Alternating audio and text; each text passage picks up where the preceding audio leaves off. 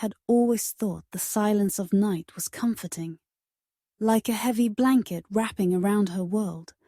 But that night, it felt suffocating. She had driven through the winding suburban roads of Northern Virginia under a pale moon, her headlights cutting through fog that rolled low across the wooded hills. She had been called not by a person, but by something deeper. A compulsion to return to a house where dread had taken root. The Benton house stood in stillness, framed by tall trees, whose shadows stretched across the lawn like black fingers. From the outside, it looked like any ordinary two-story colonial home, its white paint weathered, its shutters closed tight. Yet Corey knew what had happened here. She wasn't a neighbor or a detective. She was something in between, a seeker of stories carved from tragedy. And this one was personal.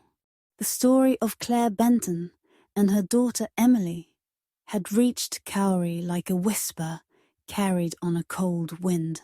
The neighbors said the house had grown restless. That late one night, screams echoed and then ceased forever. When police arrived, they found no bodies, just scraps of a presence in the attic, and silence so thick it seemed alive. Kaori, drawn by instinct and grief she couldn't explain, had come to see what remained.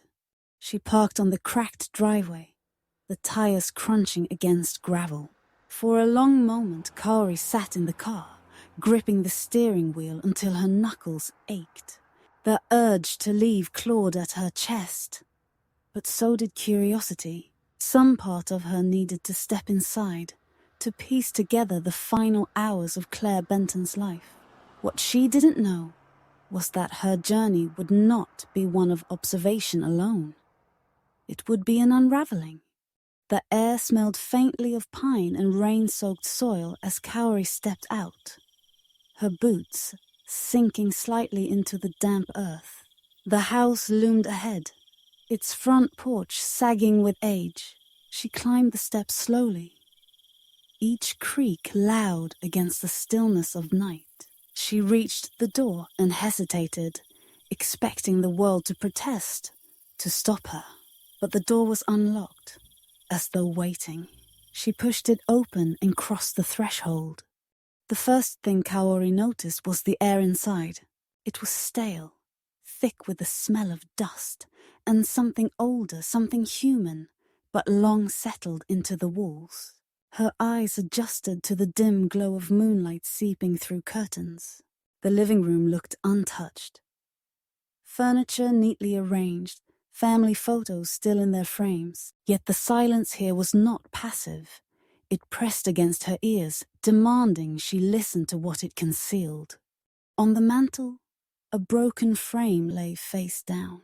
Kaori picked it up carefully, brushing away shards of glass. The photo inside showed Claire and Emily smiling at a picnic. Their happiness caught in a moment that now felt cruelly preserved. Corey's chest tightened. She wasn't family, not by blood, but she felt tethered to them all the same. She set the frame aside gently, as though respecting a grave. She moved deeper into the house, each step heavier than the last. The floor groaned beneath her, the sound echoing too loudly. It reminded her that houses had memories, and sometimes they spoke in their own language. She paused by the stairs, gazing upward into the dark hallway that stretched like a throat. That was where Claire had once awoken to the sound of footsteps, the same sound Kaori now imagined pressing against her ears. Her flashlight beam cut across the walls, revealing faint scratches near the baseboards. They weren't the kind made by children or pets. They looked deliberate, as if someone had dragged fingernails along the wood to leave a mark. A quiet taunt. Kaori shivered. The house wasn't abandoned. It was bruised, bearing the scars of something that had lingered too long.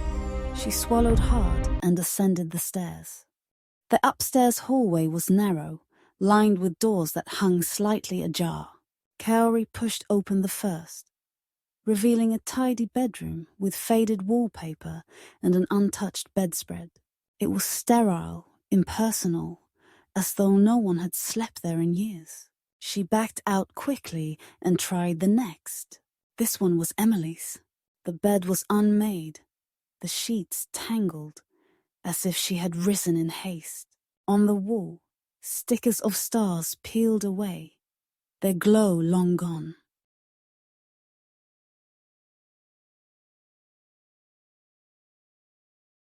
Kaori's hand lingered on the closet door. She had read about what police found. A panel behind the closet wall pried open, leading to a crawl space. She pulled the door wider and saw the square outline of wood set into the plaster. The sight made her chest tighten. For a moment, she pictured Emily's terrified eyes staring out from the darkness, her muffled cries swallowed by the walls. Kaori stepped back, unable to breathe. She forced herself onward, into Claire's room at the end of the hall.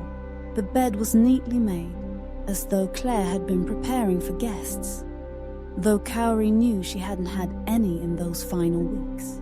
On the nightstand sat a landline phone, its cord twisted into knots. She touched it gently, imagining Claire clutching the receiver in her hand, debating whether to call for help, but choosing silence instead, convincing herself she was safe.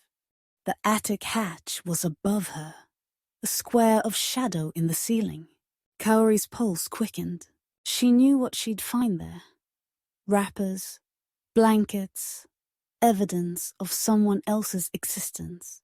But standing beneath it, she felt something deeper. A weight, as if the intruder had never left. She dragged a chair beneath the hatch, her body trembling, and pulled herself up into the attic's stale darkness. The beam of her flashlight revealed what remained.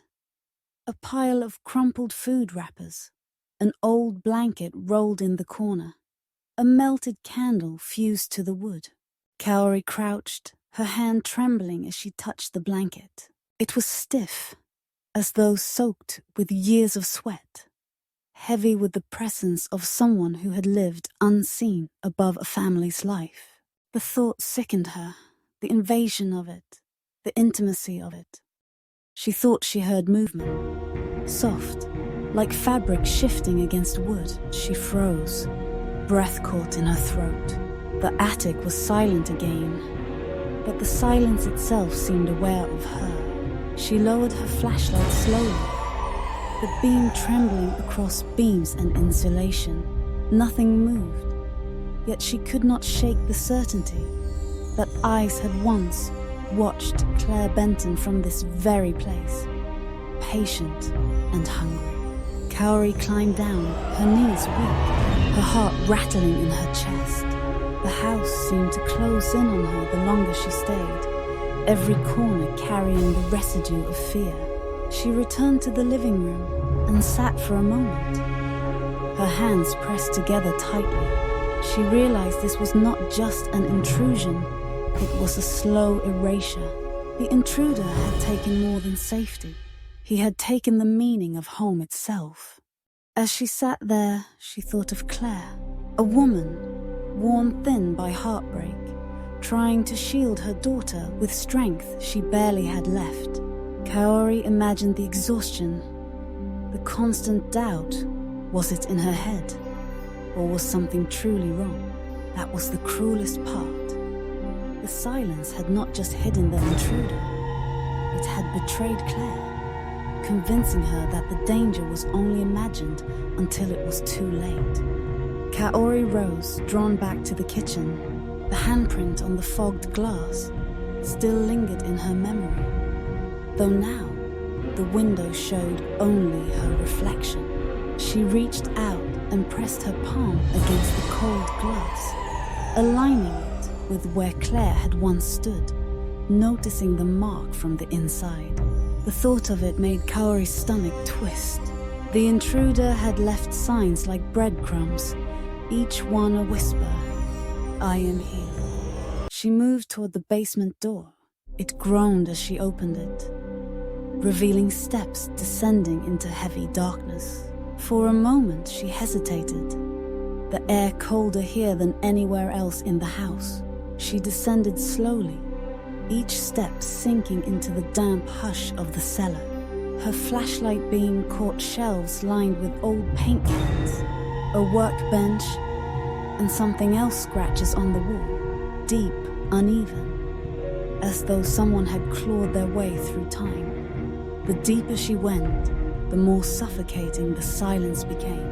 It was different down here, less like absence, more like presence. The air was thick, damp, and carried the faintest sound, like someone exhaling just behind her. She spun, the beam sweeping across stone and shadow, but found nothing. Yet she couldn't shake the feeling that the basement had held its own secrets. Perhaps another place where the intruder had listened.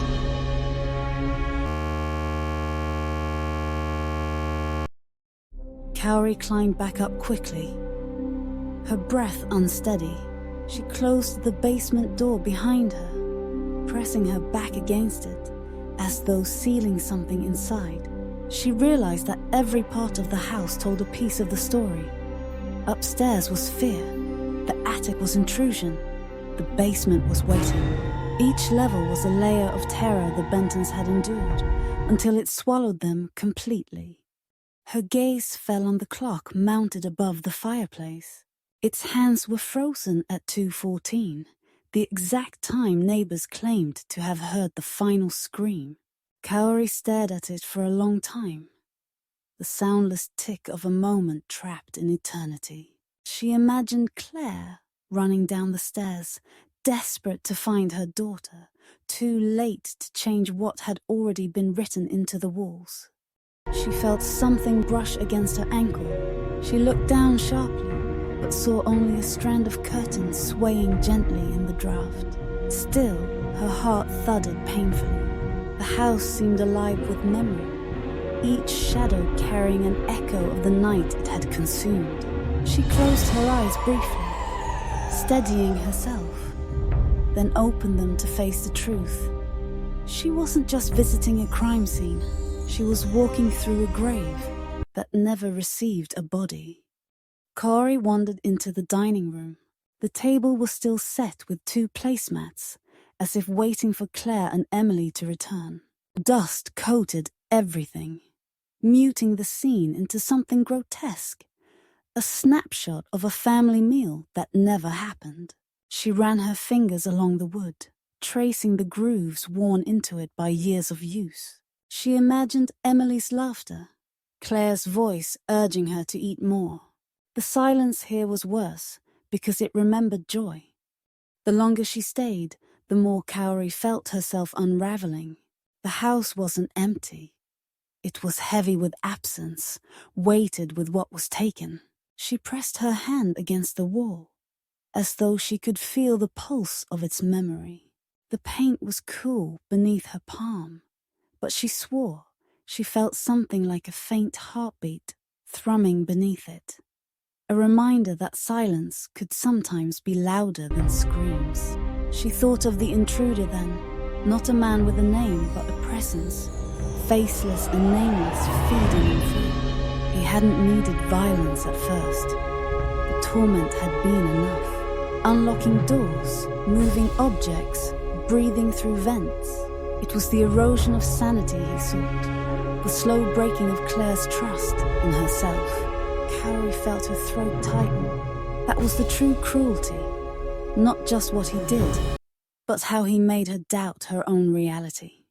Kaori returned to the staircase and sat halfway down, gripping the railing. She imagined Claire doing the same, exhausted, clutching at fragments of calm while the house betrayed her.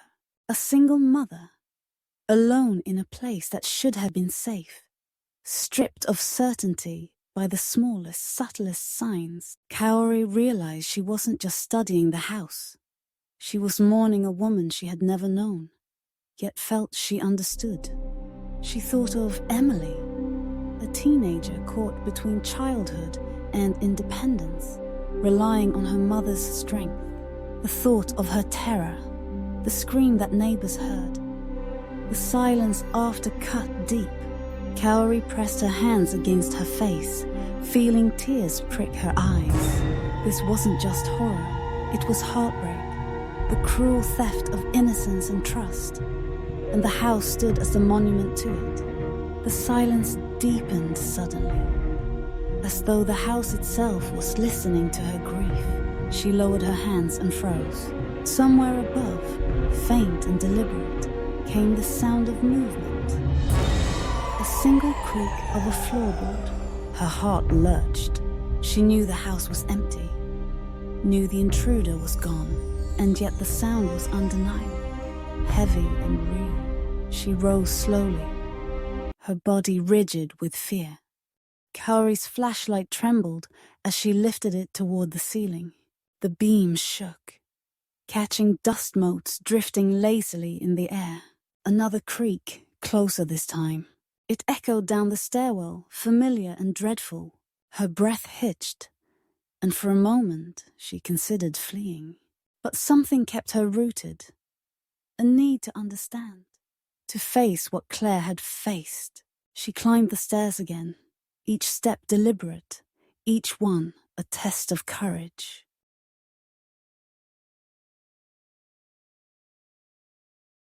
At the top, the hallway yawned open before her, doors still ajar, shadows stretching long. She strained her ears, waiting for another sound, but silence pressed down again, heavier than ever. She stepped forward, her flashlight beam cutting across the walls. She paused outside Emily's room, the closet door gaping slightly wider than before. Her stomach twisted, but she forced herself inside. The closet loomed, its dark mouth gaping. Kaori approached slowly, her hand reaching for the panel in the back. She touched it. It shifted slightly under her fingers. The crawl space beyond seemed to exhale a faint breath of cold air. She crouched, pushing the panel wider, and shined her flashlight inside. Dust, insulation, wood, nothing more.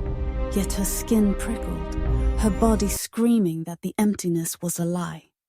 She leaned closer, her heart hammering. For a moment, she thought she saw something shift deeper inside. But when she blinked, it was gone. Only darkness remained. She pulled back sharply, gasping. Her own reflection stared at her from the mirror fixed to the closet door, pale and trembling. For a moment, she imagined another reflection beside her. A face she didn't know, grinning from the shadows. Kaori staggered back into the hallway, her chest tight. She whispered to herself, urging calm, but the house seemed to pulse with tension, every wall humming with what it remembered. She realized then that she was retracing Claire's final night, step by step, feeling the same terror, the same helplessness. And like Claire, she had no answers. Only the crushing certainty that someone was there, even when unseen. She returned downstairs, her legs weak, her flashlight beam wobbling across the walls. She sank into the couch, staring at the ceiling. Her mind played tricks, conjuring footsteps she couldn't prove, whispers she couldn't place. The silence had infected her too, sinking into her bones. She understood now what Claire had faced. Not just fear, but the unbearable weight of disbelief. The terror of knowing you're not alone, while everyone else insists you are. Kaori let her head fall into her hands. The journey had not been what she expected. She had thought she was coming to study, to bear witness. Instead, the house had stripped her of distance, dragging her into its grief. She realized she was mourning not just the Bentons, but the fragility of safety itself.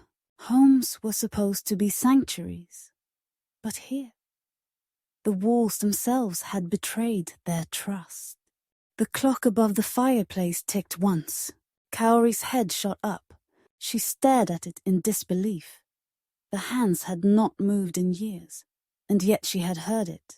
The silence afterward was suffocating, as though the house had drawn breath and then held it. Her chest rose and fell rapidly, her body trembling. She whispered aloud, "You were never alone," the words tasting foreign on her tongue. A draft swept through the room, rattling the curtains. The broken frame on the mantel toppled once more, shattering what little glass remained. Kaori rose, startled, her heart pounding. She stepped back toward the door, her body begging for escape. The house seemed to watch her, pressing its silence into her skin like a warning, or perhaps an invitation to stay and listen longer. She could not tell which. She opened the front door and stepped into the night air. The cold hit her sharply, grounding her. Behind her the house loomed, its windows dark, its secrets sealed once more. Kaori closed the door gently, as though she might wake someone sleeping inside. She walked to her car slowly, her hands trembling as she gripped the keys. The silence outside felt lighter, though the weight of the house clung to her still. As Kaori drove away, the headlights cut through the fog, but her mind remained trapped inside those walls. She had gone searching for answers, but what she found was far worse. The realization that safety is an illusion, and silence is never empty. Some houses don't need their stories told aloud. They tell them themselves, in the spaces between footsteps, in the breath behind the walls, and in the knock that never came.